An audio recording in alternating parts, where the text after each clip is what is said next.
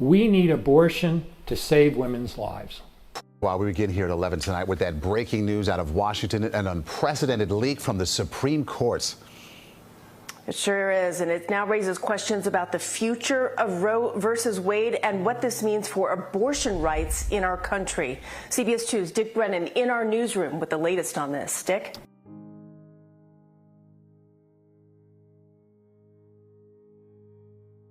Well, Christina Maurice, if indeed this is true, and CBS 2 has not confirmed the authenticity of this report, this could be the most consequential opinion in decades. Politico reports the Supreme Court could be poised to strike down Roe v. Wade and its supporting precedents.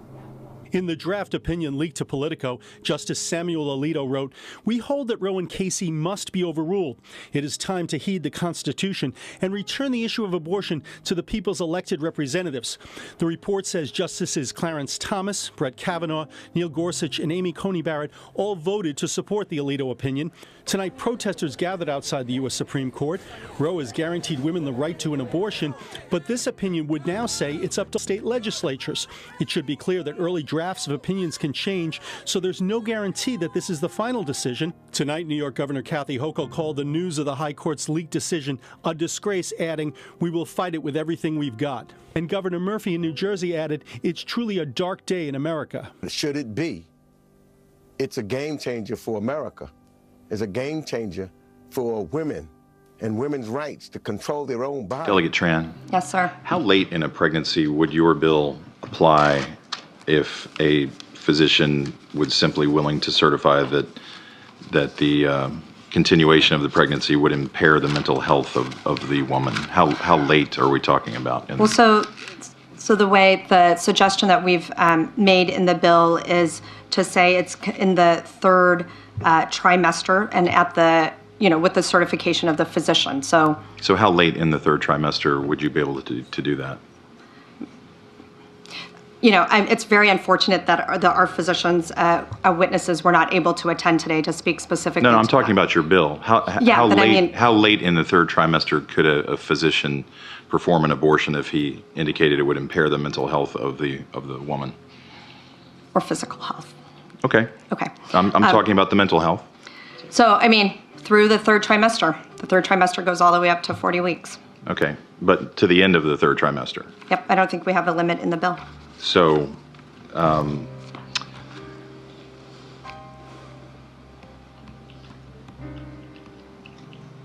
where it's obvious that a woman is about to give birth, she has physical signs that she is about to give a birth, would that still be a point at which she could request an abortion if she was so certified? She's dilating. Mr. Chairman, that would be a decision that the doctor, the physician, and the woman would make. I understand that. I'm asking point. if your bill allows that. My bill would allow that, yes. This is my body, and nobody, you got people telling me I gotta wear a mask or don't wear a mask or do this. Everybody wants to tell me what to do, but you won't let me make my decision about my body. You are not the person to make that decision. My doctor and myself and my child, that's who makes the decision. And one of the things I really want to point out before we go is the reason abortion came about. Women in this country lived forever with it being illegal, okay?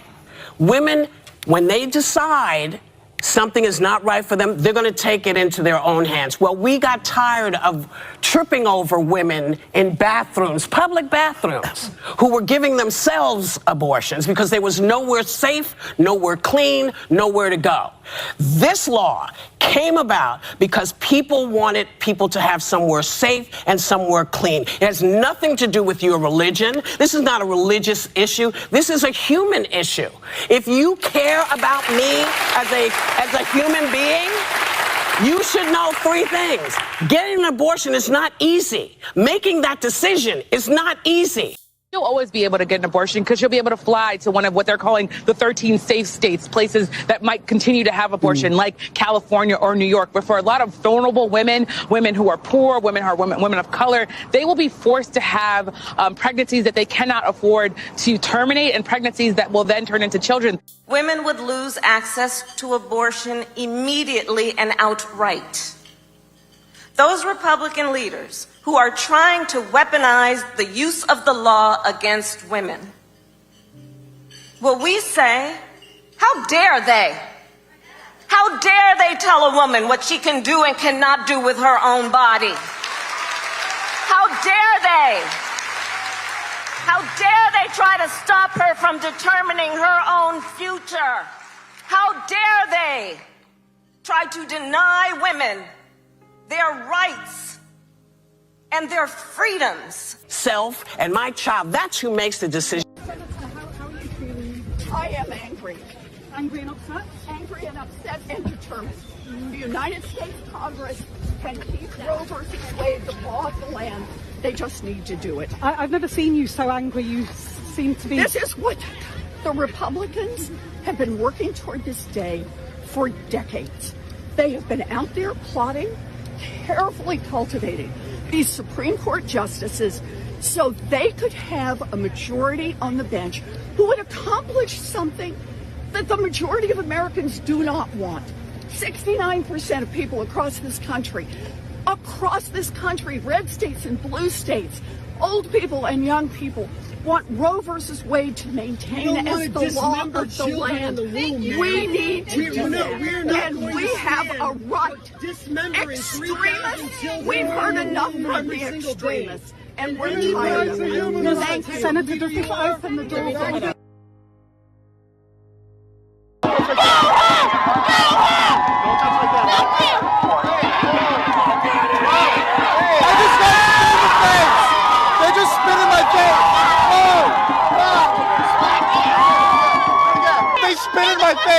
And took my hat. They spit in my face and took my hat. I don't know, they took my hat. And you took my hat. It was you who spit in my face. It was. You want me to do it again? You fucking piece of shit. My face. You're on camera. I am angry. I am angry because an extremist United States Supreme Court thinks that they can impose their extremist views on all of the women of this country, and they are wrong. Yes. I am angry because we have reached the culmination of what Republicans have been fighting for, angling for decades now, and we are going to fight back. I want to play a little bit of a grab from this afternoon. This is Judge Jackson, where she couldn't provide a simple definition of a woman. Can you provide a definition for the word woman? Can I provide a definition? No. Yeah. I can't. You can't? Not in this context. So I'm not a biologist. The meaning of the word woman is so unclear and controversial that you can't give me a definition? I have traveled all over the world for the past year asking one simple question.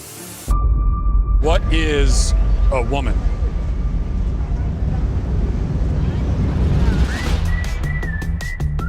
What is a woman? What is it? What is it? I don't know. People are laughing. Is that a dumb question? I've been asking everybody this, and almost nobody can answer it. What is a woman? What is a woman? That's a great question. If one person could tell me what a woman is. Congressman, thank you for being here. I think this interview is over. Let's turn off the cameras. Just wanted to know, what is a woman? And you're not going to find out. It's not a complicated question. I have answered the question.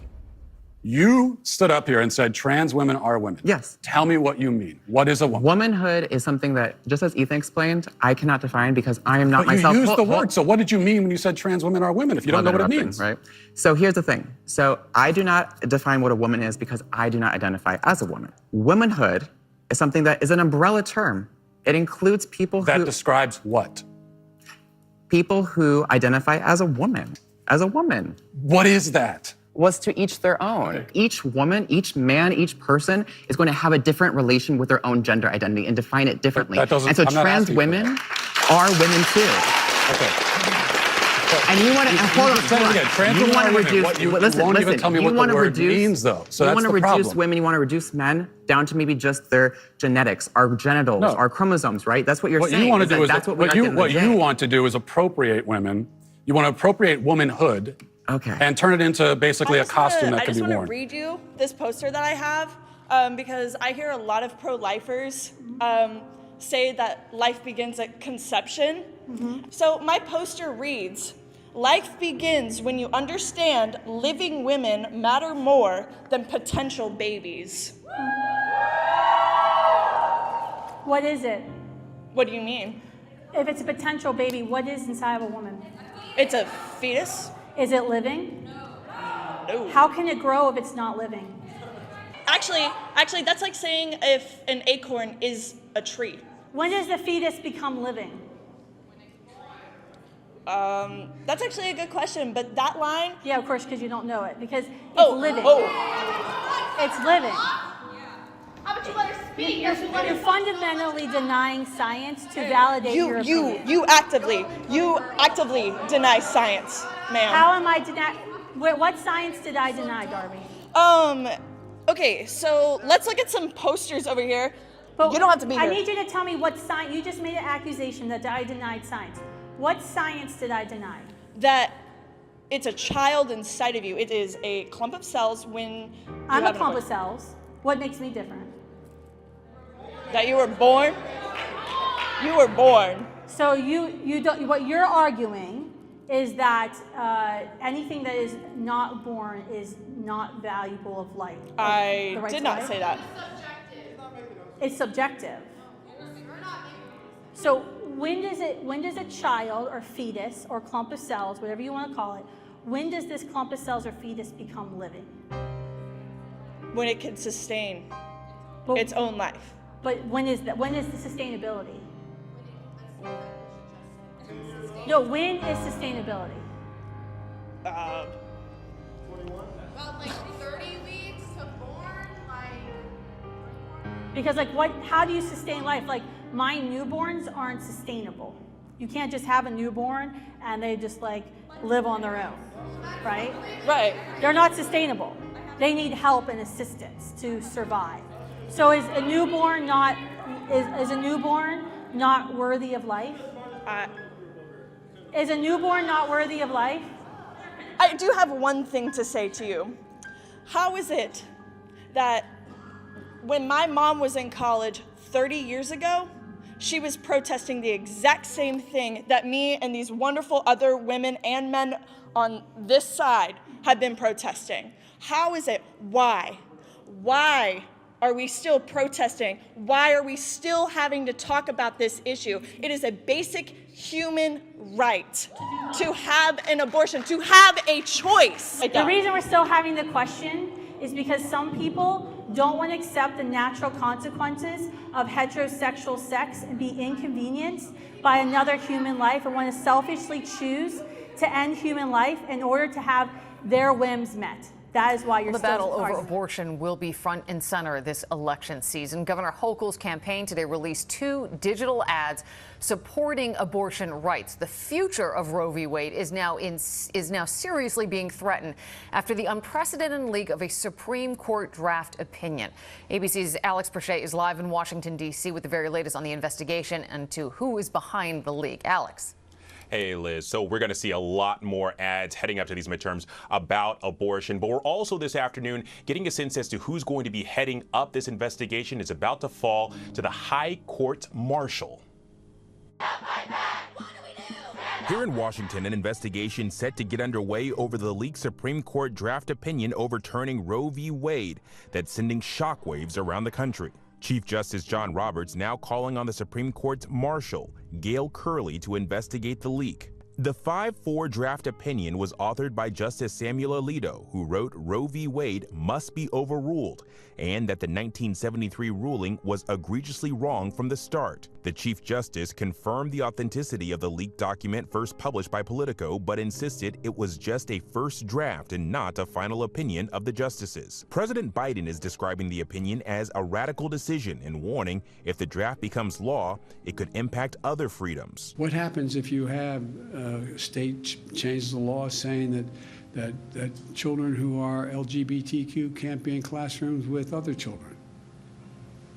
Is that legit under the way that the decision is written? 26 GOP-controlled states have or are poised to pass anti-abortion legislation. In Oklahoma, abortion is now banned as early as 6 weeks into pregnancy. The bill signed by the governor overnight, effective immediately. Ohio is another state that could restrict abortions. If abortion is outlawed in this state, what would you think?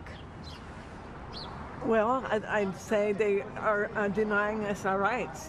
I think it's a long time coming, and I think there should be a ban. Many completely unaware their state was considering banning abortions. I'm upset. I had no idea.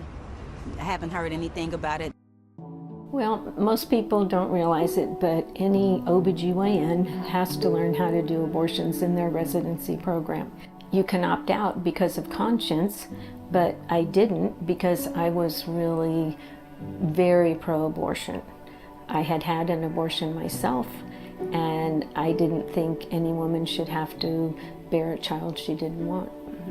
In our training program, we learned how to do first trimester abortions, but I was so gung-ho that I went outside of the program and got one of the local abortionists to show me how to do D&E abortions, which are also known as dismemberment abortions, where you literally take the baby apart piece by piece to remove it from the uterus. In the first trimester, that involves putting some local anesthetic in the cervix, and after you have the opening large enough, you insert a little tube and you go around just like a little vacuum cleaner and suck out the pregnancy. And the baby is sort of torn apart as it's going through the hole because it's bigger than the hole, and then the placenta goes through. And then you check to make sure there's nothing left, and that's the end. Yeah. And then for second trimester, it's a little bit more involved. Oftentimes you have to dilate the cervix ahead of time, because if you try to mechanically dilate the cervix, it can lead to damage to the cervix. Then you just reach in with a heavy-duty clamp and grab whatever you can grab, an arm or a leg usually, and as you're pulling it through the cervix, the body's too big, so it's not going to come, and so with enough traction and twisting, the arm or the leg comes off. And you do that until you've got everything you can, and then you have to reach up and try to crush the bigger parts, so like the chest, and eventually the head, and then you just bring them out in pieces. You can tell when you've crushed the head because the white brains leak out. Truth and nothing but the truth, so help you God. And I'll now begin by introducing today's witnesses. The first witness is Dr. Anthony Levatino. Dr. Levatino is a board-certified obstetrician gynecologist. Over the course of his career, Dr. Levatino has practiced obstetrics and gynecology in both private and university settings, including as an associate professor of OBGYN at the Albany Medical College. And Dr. Levatino, we'll begin with you. Welcome. Thank you, Chairman and members of the committee. I only have 5 minutes, so I'm going to get right to it. Second trimester D&E abortions performed between roughly 14 and 24 weeks of gestation. Your patient today is 17 years old. She's 22 weeks pregnant. Her baby is the length of your hand plus a couple of inches.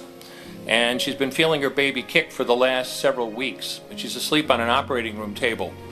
You walk into that operating room scrubbed and gowned, and after removing laminaria, you introduce a suction catheter into the uterus. This is a 14 French suction catheter.